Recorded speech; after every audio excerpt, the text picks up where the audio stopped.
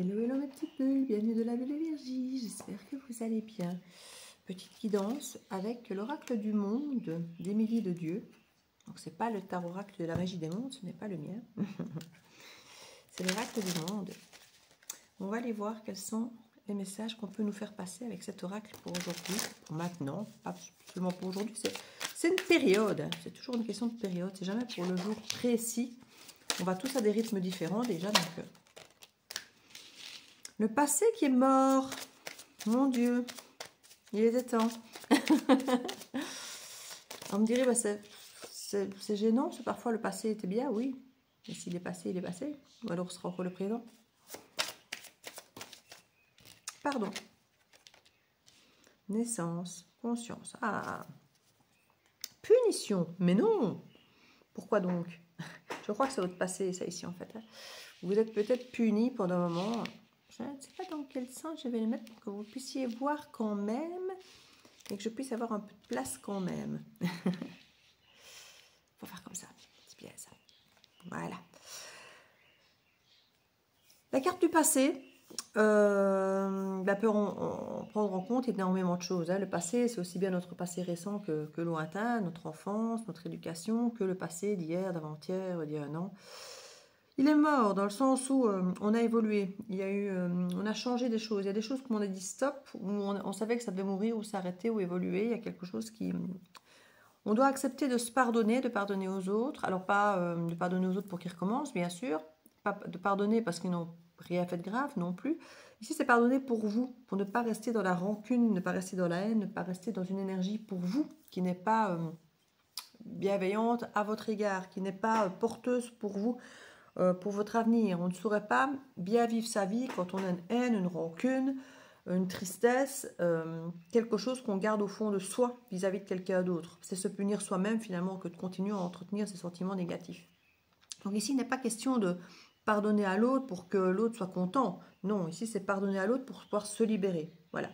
Et souvent, se pardonner à soi, d'avoir peut-être laissé faire, d'avoir accepté des choses, d'avoir été trop loin, de s'être laissé, entre guillemets, maltraité à tout niveau, parfois financièrement, émotionnellement, parfois physiquement, le moins possible, j'espère. C'est quand même quelque chose qui est quand même assez grave. Je viens de dire le reste aussi de l'absolu, tout dépend du niveau auquel les choses se font. Ici, il y a vraiment l'idée de pardonner en conscience, hein, parce que j'allais dire, ça dépend si le mal est fait en conscience ou pas, mais ici, il est question de pardonner pour soi ou pour l'autre en conscience. C'est l'idée de libérer pour vous quelque chose qui est mort et de vraiment le laisser comme quelque chose qui est mort, le laisser derrière, le laisser au passé. Tant qu'on entretient une rancune, une colère, une tristesse, on garde ça dans le présent, à travers cette émotion. Donc, tant que vous avez quelque chose de négatif dans le corps lié à une histoire du passé, peu importe hein, que ce soit des regrets, des remords, des tas de choses, ça vous garde dans le présent cette histoire qui est normalement rattachée au passé, qui devrait être terminée, qui devrait être derrière vous. Vous vous empêchez d'avancer, vous vous bloquez à travers ces émotions que vous ressentez aujourd'hui, même si elles n'ont plus rien à voir, parce que Amit, c'est quelqu'un que vous ne voyez plus depuis 10 ans, mais vous continuez à entretenir au fond de vous quelque chose, un lien énergétique négatif vis-à-vis de cette personne. Et pour vous-même, qui vous bloque finalement. Donc on vous demande vraiment ici de lâcher en conscience, de vous pardonner, de pardonner à l'autre, en tout cas de vous pardonner vous, peut-être de vous être infligé ça, d'avoir accepté de vous être infligé ça, et il y a la naissance de quelque chose de neuf du coup. Hein. Il y a quelque chose qui meurt, et quand en conscience on pardonne, il y a quelque chose de neuf qui arrive. Il faut arrêter de se punir, comme on dit, hein, parce qu'on a la punition là. Il faut arrêter de se punir ici. Vous êtes assez puni à entretenir ces émotions négatives comme ça à cause de quelqu'un, voyez. Mais les émotions que vous choisissez d'entretenir, c'est pas à cause de l'autre, c'est à cause de vous. C'est vous qui choisissez d'entretenir ces émotions, parfois de ressasser les mauvais souvenirs. Alors je sais que parfois, quand quelqu'un nous a fait du tort et qu'on sait que parfois certaines personnes reviennent, on entretient, ou même qu'on est simplement encore amoureux, par exemple, d'une personne, on entretient des images négatives, on entretient tout ce qu'ils ont fait de mauvais, pour être sûr de ne pas retomber dans le panneau, de ne pas redire oui s'ils viennent, de ne pas reflancher. On entretient une image négative, on entretient les mauvais souvenirs pour rester fort face à cette personne au cas où elle reviendrait, au cas où on la croiserait, au cas... vous voyez ce que je veux dire? dans l'idée de je ne peux plus reflancher. Voilà, là maintenant je vais être fort, donc je dois à tout prix maintenir une tension négative à l'égard de cette personne pour moi être sûr de ne pas y retourner, de rester à distance, d'être focus sur ce que je veux, sur ce que je veux plus. Sauf que ça vous bouffe, parce que parfois ces personnes-là, elles ne reviennent jamais, vous ne les revoyez jamais, mais pendant ce temps-là, le temps passe et vous vous entretenez ça en vous. C'est vraiment ça ici, c'est une punition, vous vous punissez à faire ça. La clé, c'est une chance, c'est un travail. Un travail peut-être sur vous-même, un travail peut-être qui va simplement venir à vous et du coup vous passionner, vous occuper l'esprit, autre chose que peut-être qu'à ces sentiments, à ces émotions, à cette rancune ou voilà, à cette tristesse, à ce qui vous tire vers le bas finalement. Mais il y a vraiment une clé, une solution. Une solution, c'est une chance, donc il y a vraiment quelque chose à saisir ici. Une clé à saisir. Une clé à sortir de son trousseau, à sortir de sa poche. Et là, on a une porte qui se présente à nous à sortir notre trousseau et essayer toutes les clés qu'on a. Il y a le travail de protection ici, avec une révélation. Quelque chose qui se révèle, qui peut d'ailleurs créer un effondrement, mais qui est hyper bon parce que évolution pour nous. Il y a quelque chose ou une évolution dans le présent parce qu'on découvre quelque chose du passé. Alors ça peut être tout le cheminement que je vais vous expliquer. Quand on se rend compte de ça, qu'on se pourrit la vie, pas à cause des autres, mais à cause de nous, parce qu'on entretient ces choses négatives finalement. Alors que l'autre, ça se trouve, il vit sa meilleure vie de son côté, et il ne nous calcule même plus. Et nous, on continue à se rendre malade en imaginant tout ce qu'il a fait, qu'il pourrait revenir, machin. Enfin, vous voyez ce que je veux dire.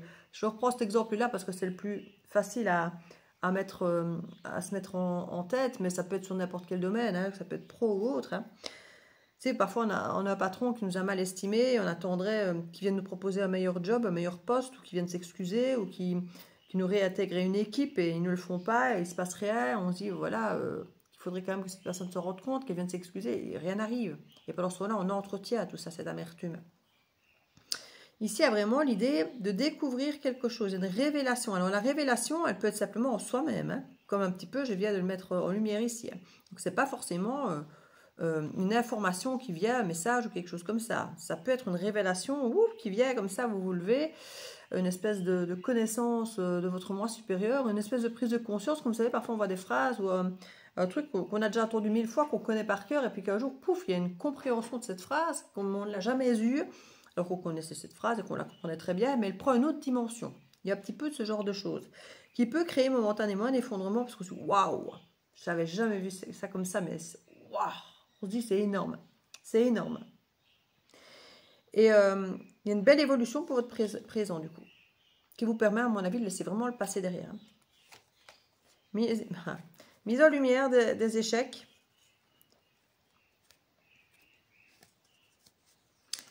Qui crée une foi en l'union et en une stabilité. Parce que vous avez compris que maintenant, cet amour, la sagesse, elle ne dépend que de vous. Vous êtes égaré à penser une seule seconde que ça venait de l'autre. Hein. Alors oui, il faut être deux, bien sûr, dans une union. Mais c'est vous qui choisissez d'entretenir ou pas une relation, les souvenirs qui y sont liés, le bonheur, le malheur, c'est comme on dit. Si on nourrit le loup blanc ou le loup noir, celui qui survivra, c'est celui qu'on nourrit le plus. Si vous nourrissez vos souvenirs négatifs, c'est ceux-là qui vont rester.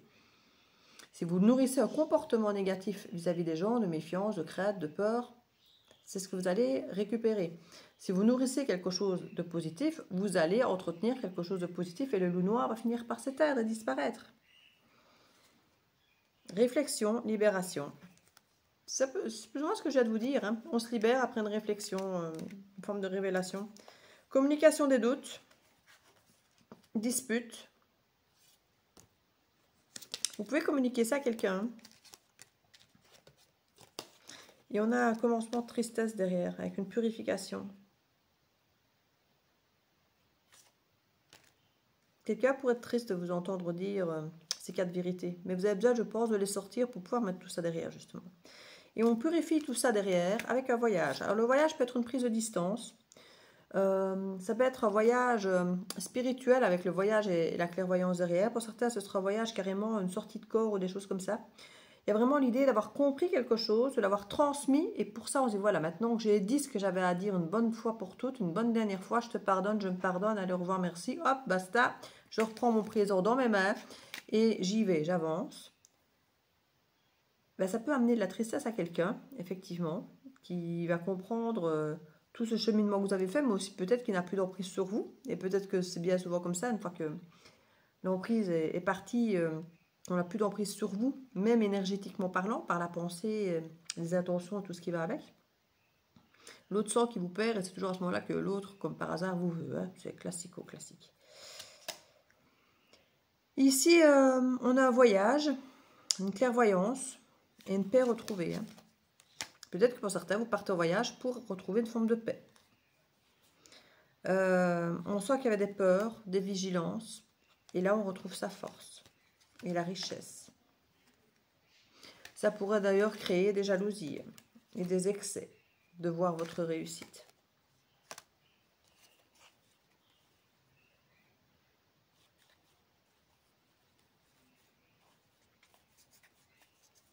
Certains pourront venir vous trouver, commencer à imaginer un tas de choses sur vous et commencer à venir vous trouver, à dire qu'ils sont seuls, que vous leur manquez, qu'ils ont besoin de vous. Ben oui, parce que maintenant qu'ils ont réalisé qu'il n'y a plus d'emprise et qu'ils sont tristes, mais vous, oui, pour vous, c'est différent, vous avez compris maintenant. Il y a un changement qui s'est opéré en vous et vous allez accomplir votre destinée. Hop là. En prenant des décisions pour vous dans l'action, dans une forme de tempérance, pour votre bien-être. Et arrêtez de vous sacrifier, parce que c'est votre pire ennemi, le sacrifice. Pour certains, vous êtes sacrifiés beaucoup trop longtemps.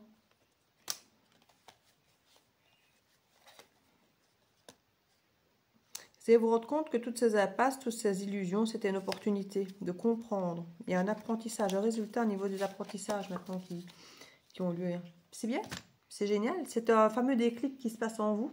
Je ne sais pas s'il se passe quelque chose à l'extérieur qui vous fait comprendre ça ou si c'est vraiment en vous, on repense sur quelque chose ou peut-être cette guidance, allez savoir.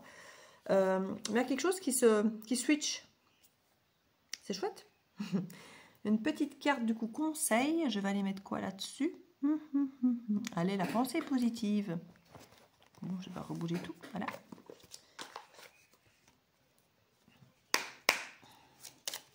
Pensée positive, je dis une petite carte, j'en ai 3.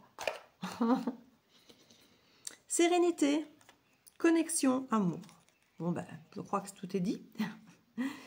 La sérénité, je suis serein, sereine, et bien dans ma peau. Je suis tranquille et dans le calme. On l'avait le retour au calme et tout ça, à la paix ici. Dans le calme et dans le silence, je fais des siestes, je me connecte à la nature par des promenades ou du jardinage. Je reviens à une vie plus simple, j'ai du temps. Je m'aménage des bulles de bien-être dans la journée et ma vie se conforme de plus en plus à ce que je mets en place pour vivre sereinement.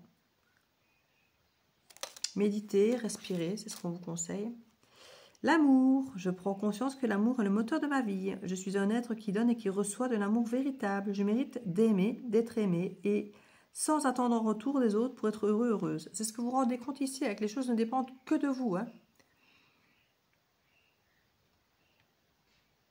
Je suis déjà l'amour, car je suis déjà de l'amour de moi-même. Par mes comportements aimants, j'attire à moi naturellement des personnes qui m'aiment. Une fois qu'on s'aime inconditionnellement, qu'on s'accepte avec ses failles, ses pôles lumineux et sombres, on a plus facile de les faire entre guillemets accepter, de les faire accepter, tolérer et aimer par les autres. Limite, vous n'avez jamais remarqué qu'au début de nos relations, souvent... on aime les gens pour leurs défauts. Après, ils nous agacent profondément. Mais au début, souvent, ce sont les petites choses, justement, les petits défauts, les petits détails comme ça qui font que l'autre est unique et qui font qu'on s'attache à eux souvent. Ben, assumez-les, vos petits défauts, vos petits travers. Assumez-les, c'est à ça qu'on s'attache. Connexion. Je me connecte à mes guides de lumière. Je peux tout leur demander. Je suis toujours entendue. J'exprime ce que je souhaite, je leur partage mes peines, je leur demande protection, je crois en eux et je reçois en retour leurs messages par les rêves et la synchronicité.